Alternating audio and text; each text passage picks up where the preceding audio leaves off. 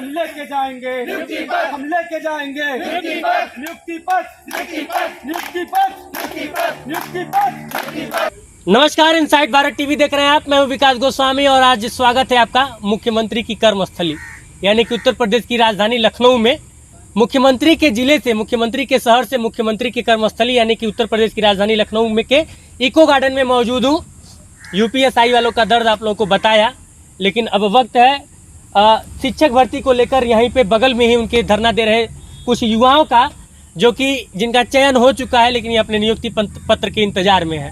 मुद्दा क्या है, मामला क्या है, इन्हीं से जान लेते हैं। और एक बार फिर से सवाल वही है कि मंदिर मस्जिद मुद्दा है, ठीक है कर लीजिए, लेकिन बेरोजगारी मुद्दा कब बनेगा? मेन स्ट्रीम मीडिया के लिए बेरोजगारी मुद्दा कब बनेगा?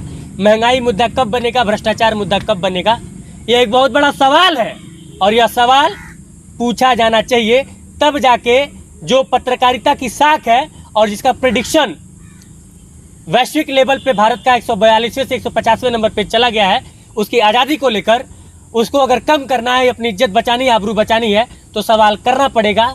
और इस सवाल को अब बचाएगी डिजिटल मीडिया, क्योंकि मेन स्ट्रीम मीडिया एसी की कमरों में मुस्लिम करने में व्यस्त है। बहुत बहुत स्वागत है सर आप सभी लोगों का इनसाइड भारत टीवी पे। क्या मामला क्या है, थोड़ा सा पहले अपना नाम बताइए। सर मेरा नाम वीर है, मैं प्रयागराज से हूँ। हमारा मामला सर शिक्षक भर्ती का है। एक भर्ती आई 2018 में 69,000 शिक्षक भर्ती, 4 साल हो गए सर। शिक्षक भर्ती सर आती है, उसमें चयन सूची आ जाती है, हम लोगों का नाम नहीं होता है, लगता है चलिए कोई गलतियाँ होगी, शायद नहीं आया होगा। लेकिन सर जब कट ऑफ जारी किया सरकार ने, उसमें सर कट ऑफ था यूआर का 67.11 और ओबीसी का 66.73। तो जो कि नियमावली है बेसिक 1994 की, जिसके तहत हमारी भर्ती हुई है, उसमें साफ साफ लिखा गया है कि यह कोई भी भर्ती प्रदेश की जब होगी बेसिक की, तो उसमें जो आरक्षण होगा वो 27, 21 एससी को, और युवा का जो कट ऑफ है वो 50% यूआर का होगा और 27 ओबीसी का और 21 एससी का होगा। तो उस हिसाब से हमें 18,598 सीटें मिलनी चाहिए थी। तो जब हमने जांच कराई, आप लोगों ने सुना होगा राष्ट्रीय पिछड़ा वर्ग आयोग जो मोदी द्वारा बनाया हुआ आयोग है, 2016 में बना सर ये आयोग, और इसको संवैधानिक और कोर्ट है, हाई कोर्ट के लेवल का दर्जा प्राप्त है। वहाँ हम लोग जाते हैं, 75 ज़िलों के बीएसओ को बुलाया जाता है, उनकी रिपोर्ट ली जाती है। तो 19 अप्रैल 2021 को सर एक रिपोर्ट आती है राष्ट्रीय पिछड़ा वर्ग आयोग की, जिसमें उसने कहा कि इस भर्ती में बहुत बड़ा घोटाला आरक्षण का हुआ है। इसमें ओबीसी को 27 की जगह 3.86% और एससी को 21 की जगह 16.6% आरक्षण मिला। ये बात मैं नहीं कह रहा हूँ, यह बात मोदी द्वारा बनाया हुआ राष्ट्रीय पिछड़ा वर्ग आयोग, जिसकी बड़ी बड़ी दम्भ भरते हैं हमारे नेता और हमारे इवन प्रधानमंत्री तक कहते हैं कि अब पिछड़ों के साथ, दलितों के साथ अन्याय नहीं होगा। यह उस आयोग की रिपोर्ट हमारे पास आती है। उस 29 अप्रैल की जब रिपोर्ट आती है सर, वो अप्रैल का महीना 29 अप्रैल, मई, जून, जुलाई, अगस्त, सितंबर, अक्टूबर, नवंबर, दिसंबर, लगातार 7 महीने संघर्ष के बाद वो दिन भी आया जब हमारी मुलाकात मुख्यमंत्री जी से हुई। वो मुझे आज अच्छी तरीके से याद है, 23 दिसंबर का वो दिन था जब हमारी मुलाकात मुख्यमंत्री आवास पर मुख्यमंत्री जी से होती है। हम 5 लोग वहाँ जाते हैं, मुख्यमंत्री जी कहते हैं यार इन बच्चों के साथ अन्याय क्यों हो रहा है, इनको न्याय मिल जाना चाहिए, 1 हफ्ते के भीतर इन बच्चों की ज्वाइनिंग होनी चाहिए, अब ये दोबारा सड़कों पर नहीं दिखने चाहिए। लेकिन सर वहाँ पर खेला क्या होता है हमारे साथ, जबकि मुलाकात हमारी 23 को हुई थी, 30 दिसंबर तक हमें नियुक्ति मिल जानी चाहिए थी। शेड्यूल जारी हो गया कि 30 तारीख को चयन सूची आएगी, 3 और 4 को काउंसलिंग होगी और 5 तारीख को नियुक्ति पत्र बटेगा, ये शेड्यूल आ जाता है हमारा। लेकिन होता क्या है कि हमारा 30 तारीख को ना आकर चयन सूची 5 तारीख को आती है, और 5 तारीख चयन सूची आती है। हम लोग भी खुश हो जाते हैं, चलिए मुख्यमंत्री के हस्तक्षेप के बाद हमें न्याय मिला है, और हम लोग खुशी खुशी घर चले जाते हैं। 8 तारीख को आचार संहिता लग जाती है, लेकिन उसके बावजूद भी हम लोग 9 में आते हैं, अधिकारियों से मिलते हैं, क्योंकि पूर्व की प्रक्रिया है और आचार संहिता में नियुक्ति दी जा सकती थी। लेकिन अधिकारी बहानाबाजी करते हैं चुनाव का कि सर चुनाव है अभी, भैया चुनाव में अधिकारी बिजी हैं, ये बिजी हैं, वो बिजी हैं, हम आप चुनाव के बाद आपकी नियुक्ति कर देंगे। हम लोग भी सर लगा कि चलिए 8 महीने संघर्ष किया है, 10 महीने संघर्ष किया है, 1 महीने और वेट कर लेते हैं। हम लोग बढ़ चढ़कर हिस्सा लेते हैं चुनाव में, और फिर से 2.0 की सरकार रिपीट होती है योगी जी की, और हमें उम्मीद होती है कि हमें नियुक्ति पत्र मिल जाएगा। मुख्यमंत्री बन गए, विभाग बट गए, शिक्षा मंत्री बन गए, लेकिन अगर कुछ नहीं हुआ तो हमें नियुक्ति पत्र आज तक नहीं मिला। हम कल भी संघर्ष कर रहे थे और आज भी संघर्ष कर रहे हैं। आप देख सकते हैं गार्डन जिसको कहा गया धरना स्थल, लेकिन एक्चुअल में यह घोषित जेल है। यहाँ पे 10 से 5 हम लोग कैद होते हैं, ना पानी की व्यवस्था है, ना छाँ, धूप से बचने के लिए छाँ है। इस मुश्किल परिस्थितियों में जबकि सर पढ़ने लिखने के बाद आप जब प्रदेश के युवा होते हो तो आपके बहुत सपने होते हैं कि मैं पढ़ूंगा, बड़ा बनूंगा, अध्यापक बनूंगा, ये कर दूंगा, वो कर दूंगा। लेकिन उन सब के बीच जब आप आकर फंस जाते हैं, और आप इसलिए फंस जाते हैं कि आप पिछड़े हैं, आप दलित हैं, तो अपने आप पर सवाल आता है क्या मैं हिंदू हूँ।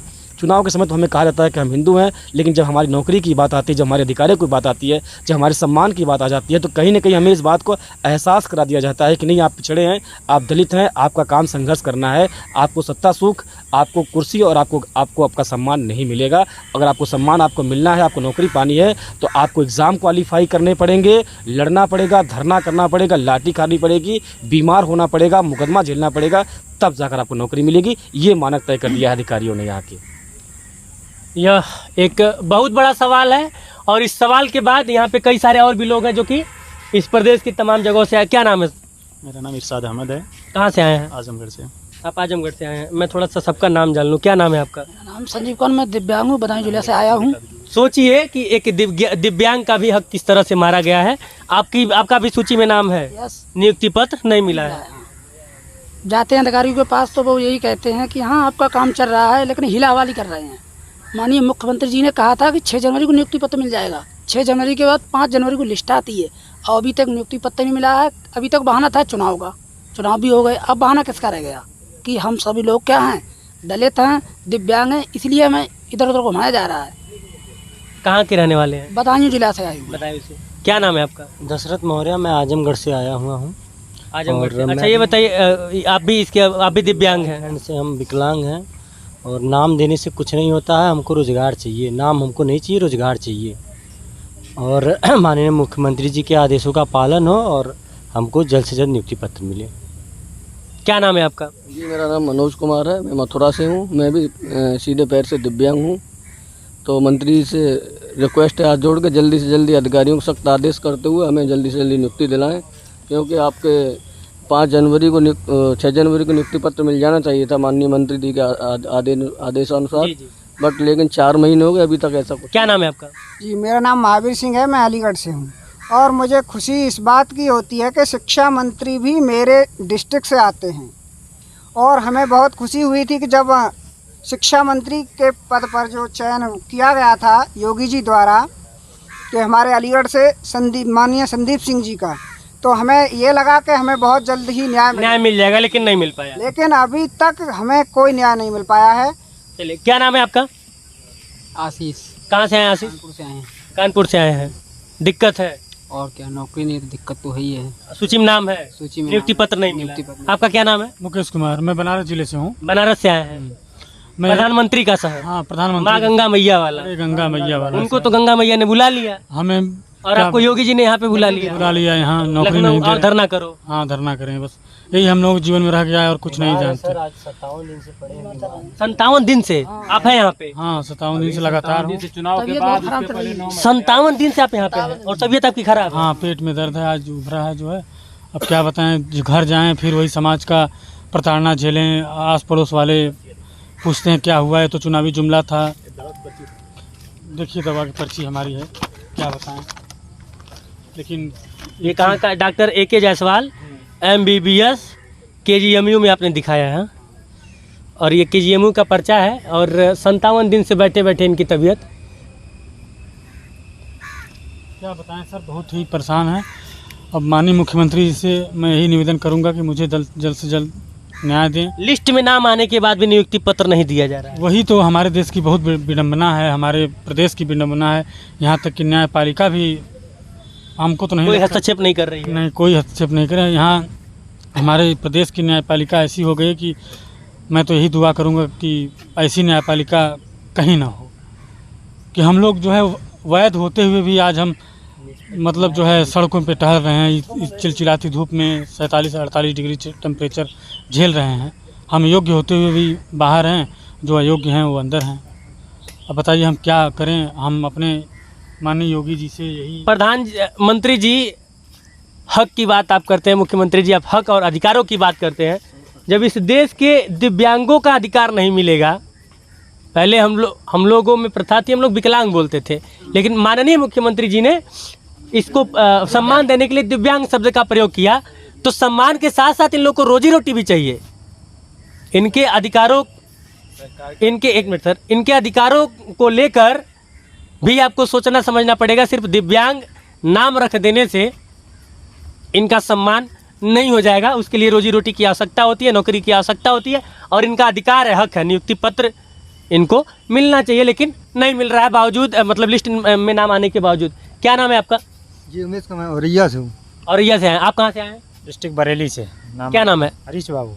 हरीश, आप कुछ कह रहे थे? हाँ, ये कह रहे थे कि सरकार जो है चुनाव के समय जो है दलितों के यहाँ भोजन करती है और जब अधिकार की बात आती है तो ये जो है अधिकार जो है हमारे अधिकार दिए नहीं जाते। मैं एक दलित समाज से आता हूँ, मैं ऐसे दलित समाज से आता हूँ जो पानी तो छोड़िए, खाना तो छोड़िए, पानी तक लोग पीते नहीं है। वो जब आप खाना यार एक मिनट, एक बात की आपत्ति है। देखिए कुछ लोग नहीं खाते पीते होंगे, अब पानी लाइए, मैं गोस्वामी हूँ और नहीं ये सरकार भेदभाव कर रही है ना। हाँ सरकार, लेकिन यार ये सबको आप लोग मत कहा, तकलीफ होती है, जानते हैं क्या? मैं आपके दर्द अधिकार छीना गया ना। बिल्कुल, हाँ, सरकार ने तो हमारा अधिकार छीना है, लेकिन ये बात मत कहिए हम लोग पानी पियेंगे साथ रहेंगे। कुछ टुच्चे लोग हैं जो लोग भेदभाव करते होंगे, वो साल दूसरा था और ये साल दूसरा है। हम लोग हाथ मिलाइए, आपके हक की लड़ाई विकास गोस्वामी लड़ेगा और कभी मुझे आवश्यकता पड़ी तो आप लोगों को मेरे लिए आवाज उठाना पड़ेगा और जब तक साथ रहेंगे हम लोग, अधिकार तभी मिलेगा जो हमारा अधिकार मिल जाएगा। बिल्कुल, तो सरकार से मिलकर लड़ाई लड़ा जाएगा। हाँ, तो हमें सरकार से मैं ये रिक्वेस्ट है कि ये सभी जो हमारा अधिकार छीना गया है वो अधिकार को हमारा दे दे। तब हम मानेंगे कि हमारी सरकार जो है हमारे हक की बात जो है कर रही है। आप इस जो जबान लड़खड़ा रही है ना, उस पीड़ा को समझिए, उस दर्द को समझिए कि 57 दिनों से जब ये लोग धरना करते हैं और इनकी आवाज़ नहीं सुनी जाती है। सोचिए, चयन होने के बाद नियुक्ति पत्र नहीं दिया जा रहा है और यह सब कुछ हो रहा है उत्तर प्रदेश में। उत्तर प्रदेश को बार बार संज्ञा दिया जा रहा है उत्तम प्रदेश का, और उत्तम प्रदेश पे इतना बड़ा दाग योगी जी कैसे आप इसको सहन करेंगे? जरा बताइएगा। आपके हस्तक्षेप के बाद भी आपने बताया, भाई साहब ने बताया कि योगी जी ने आश्वासन दिया कि 1 हफ्ते के अंदर नियुक्ति हो जानी चाहिए, उसके बाद भी आपके आदेश की अवहेलना हो रही है। क्यों हो रही है? यह एक बहुत बड़ा सवाल है। तो इन्हीं सब सवालों के साथ सरकार से निवेदन करते हुए कि इन लोगों की जो मांग है, इन लोगों का जो हक है वो इनको मिले। कैमरे के उस पार से मेरा सहयोग कर रहे हैं यशवंत, मैं विकास गोस्वामी और आप इनसाइड भारत टीवी देख रहे हैं। धन्यवाद।